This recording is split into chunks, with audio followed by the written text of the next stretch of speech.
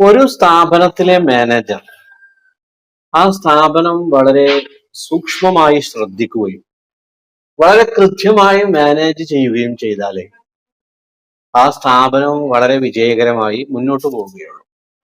ഇതുപോലെ നമ്മുടെ ശരീരത്തെ വളരെ കൃത്യമായി മാനേജ് ചെയ്യുന്ന ഒരു അവയവത്തെ കുറിച്ചാണ് ഞാൻ ഇന്ന് നിങ്ങളോട് സൂചിപ്പിക്കാൻ പോകും.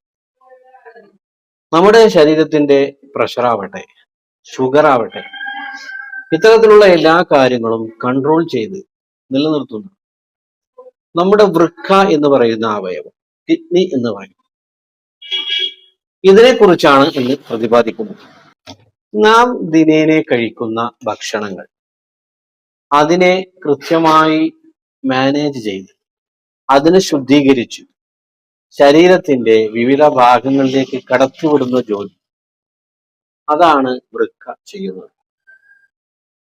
അതുകൊണ്ട് തന്നെ ഈ മാനേജറെ ബുദ്ധിമുട്ടിക്കാതിരിക്കുക എന്നത് വളരെ പ്രധാനമാണ്. ഒരു മാനേജർക്ക് എല്ലാ കാര്യങ്ങൾ കൂടി ചെയ്യാൻ സാധിക്കുകയില്ല. വളരെയധികം ഓവർലോഡ്, അതായത് കുറെ കാര്യങ്ങൾ മാനേജ് ചെയ്യേണ്ട ഒരു അവസ്ഥ വന്നാൽ ആ മാനേജർ പരാജയപ്പെടുകയാണ്. അപ്പോ നമ്മുടെ ശരീരം, ആ ശരീരത്തിൽ നമ്മൾ കഴിക്കുന്ന ഭക്ഷണങ്ങൾ, ഓവർലോഡായ ഭക്ഷണങ്ങൾ കഴിക്കുമ്പോൾ, അതല്ലെങ്കിൽ ശരീരത്തിന് ഹാനികരമാകുന്ന ഭക്ഷണ പദാർത്ഥങ്ങൾ കഴിക്കുമ്പോഴൊക്കെ ഈ മാനേജർ പരാജയപ്പെടുകയാണ്. ഈ മാനേജറെ പരാജയപ്പെടുത്താൻ പാടില്ല. അങ്ങനെ പരാജയപ്പെടാതെ നിൽക്കണമെങ്കിൽ നമ്മൾ കഴിക്കുന്ന ഭക്ഷണങ്ങൾ വളരെ കൃത്യമായിരിക്കും. ഉണക്കമീന്, അച്ചാറ്, പപ്പടം തുടങ്ങിയ നമ്മുടെ പ്രഷർ കൂട്ടുന്ന ഭക്ഷണങ്ങളൊക്കെ വളരെ കുറവായിരിക്കും. അതുപോലെ തന്നെ വൃക്കയുടെ പ്രവർത്തനങ്ങൾക്ക് തടസ്സമാകുന്നത് ദിവസേന അമിത അളവിലുള്ള റെഡ് മീറ്റിന്റെ ഉപയോഗം, അതും നമ്മളെ ഒരു മിതമായ രീതിയിലാക്കണം എന്നുള്ളതാണ്.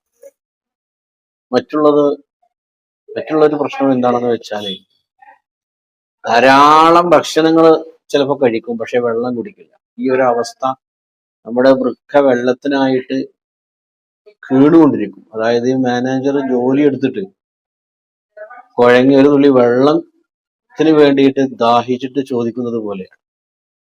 ധാരാളം വർക്കിലൂടെ ഉണ്ടാവും, ധാരാളം ഭക്ഷണങ്ങൾ ദഹിപ്പിക്കുന്നുണ്ടാവും, രക്ത കടത്തിവിടുന്നുണ്ടാവും, എല്ലാം ചെയ്യുന്നുണ്ടാവും, പക്ഷെ വെള്ളം ആവശ്യത്തിനില്ലെങ്കിൽ പ്രശ്നമാണ്. മറ്റൊരു വിഷയം എന്താണെന്ന് വെച്ചാൽ, വറുത്തതും പൊരിച്ചതും അത് കാണുമ്പോഴേക്കും നമ്മുടെ നാവിൽ വെള്ളമും. അങ്ങനെ നമ്മളതൊരു പരിധിക്കപ്പുറം കഴിക്കുമ്പോൾ ഇതിനെയൊക്കെ ശുദ്ധീകരിച്ച് രക്തത്തിലേക്ക് കടത്തിവിടേണ്ട ജോലി വൃക്കക്കായതുകൊണ്ട് ഈ പൊരിച്ചതും വറുത്തതും അമിതമായ അളവിൽ ചെന്ന് കഴിഞ്ഞാൽ അത് വിഷയമാണ്. അപ്പൊ അതും നമ്മൾ കുറക്കുന്നതും അല്ലെങ്കിൽ ഒഴിവാക്കുന്നതും ഒക്കെയാണ് നല്ലത്. വൃക്കയുടെ ആരോഗ്യത്തിന് വളരെ പ്രധാനപ്പെട്ട കാര്യം, ഒന്നുകിൽ നമ്മൾ നല്ലവണ്ണം ഭക്ഷണം കഴിക്കുകയാണെങ്കിൽ നല്ല രീതിയിൽ ശരീരം കൊണ്ടുള്ള അധ്വാനം അത്യാവശ്യമാണ്. അതല്ല, നമുക്ക് അങ്ങനെ അധ്വാനം കാര്യങ്ങളൊന്നും ഇല്ലാത്ത ജോലിയാണ്, അങ്ങനെയാണെങ്കിൽ നമ്മൾ ഭക്ഷണം പരമാവധി മിതമായ രീതിയിലാക്കുക. ഈ തത്വം സ്വീകരിച്ചാൽ ഒരു പരിധിവരെ നമ്മുടെ മാനേജർക്ക് ഇത് മെയിൻറ്റെയിൻ ചെയ്തു പോകാൻ കഴിയും. അതുപോലെ തന്നെ മധുരപാനീയങ്ങള്, കാപ്പി, അതുപോലെ പാലും പാലിന്റെ ഉൽപ്പന്നങ്ങൾ, ഇതൊക്കെ അമിതമായ അളവിൽ നമ്മൾ ഉപയോഗിച്ചു കഴിഞ്ഞാൽ അതും നമ്മുടെ മാനേജർക്ക് പ്രശ്നമാണ്. പിന്നെ പലപ്പോഴും പറഞ്ഞു കേൾക്കുന്ന ഒരു കാര്യമാണ്, വെള്ളം കൂടി നല്ല രീതിയിൽ വേണം. സാധാരണഗതിയിൽ ഒരു 2 ലിറ്റർ വെള്ളമെങ്കിലും നമ്മൾ കുടിക്കണം. ചില ആളുകൾ രാവിലെ തന്നെ വെറും വയറ്റിൽ 2 ലിറ്റർ കുടിക്കും, അത് പാടില്ല.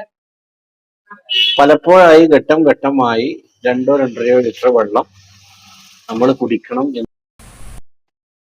അപ്പോൾ നമ്മുടെ മാനേജറെ കുറിച്ചാണ് ഇതുവരെ പറഞ്ഞത്. നമ്മുടെ ശരീരത്തിൽ നമ്മുടെ ഭക്ഷണങ്ങളെയും വെള്ളത്തെയും, നമ്മൾ കഴിക്കുന്ന ഏത് ഭക്ഷണമായാലും അതിനെയൊക്കെ മാനേജ് ചെയ്യുന്ന പണി നമ്മുടെ വൃക്കക്കാണ്. അതുകൊണ്ട് തന്നെ മാനേജറെ ക്ഷീണിപ്പിക്കാത്ത രീതിയിൽ വളരെ മിതമായ രീതിയിൽ ഭക്ഷണം കഴിക്കുക, മിതമായ രീതിയിൽ വെള്ളം കുടിക്കുക. അങ്ങനെ കൃത്യമായ ഒരു ശ്രദ്ധ നമുക്കുണ്ടെങ്കിൽ നമ്മളെ മാനേജറെ പരാജയപ്പെടുത്താതെ നമുക്ക് പോകാൻ സാധിക്കും. അതിന് നമ്മൾ പരമാവധി ശ്രമിക്കുക. അള്ളാഹു സുബ്ഹാനഹു വ തആല തൗഫീഖ് പ്രദാനം ചെയ്യട്ടെ. വാഖിറു ദഅവാന അൽഹംദുലില്ലാഹി റബ്ബിൽ ആലമീൻ. അസ്സലാമു അലൈക്കും.